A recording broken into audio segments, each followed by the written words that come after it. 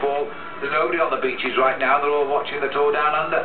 Now, this is the first kilometre of the first ascent of Willunga Hill, and the first move here is coming from a Russian rider from Team Katusha. That is Sergei Klimov.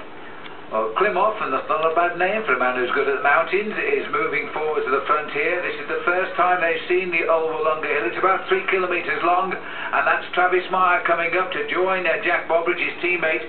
So they push forward. We have dropped to one rider from the breakaway, but the rest seem to be riding pretty well together. But Klimov is looking to lift the pace here. Julian Alvarez of Cofidis on the right-hand side there, suffering a fraction. Klimov is a very experienced professional bike rider. He knows you've got to hit this climb hard, and that's exactly what he's decided to do. He's trying to split the breakaway because he will know behind Phil, the main field are now starting to really lift up the pace. Well, this is what they planned all day long, was to attack, and not surprisingly, it is Team Columbia here. Michael Rogers, who's trying to force the pace. He's among the favourites. There is a counter move coming, trying to keep it close here.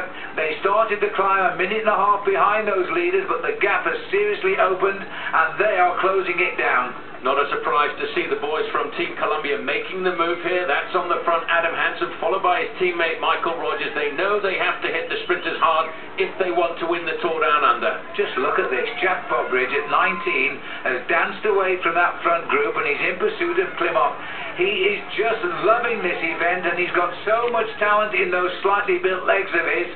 He is flying across this gap. He really is moving. Gone back to the chase here. Hansen trying to pace his teammate Michael Rogers clear. The Queenslander helping out a man from the ACT.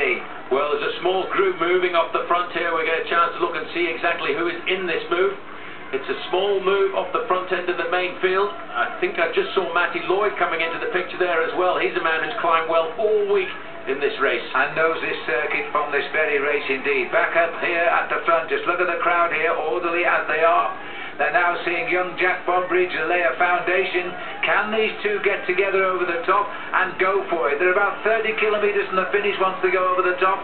And it looks as though Bobridge has started to hurt Klimov as well, as he looks for the king of the mountain points. He keeps looking around the corners to see the banner that's going to indicate to him he's got to the top of the climb. Well, there it is. The king of Willunga Hill the first time around is Bobridge.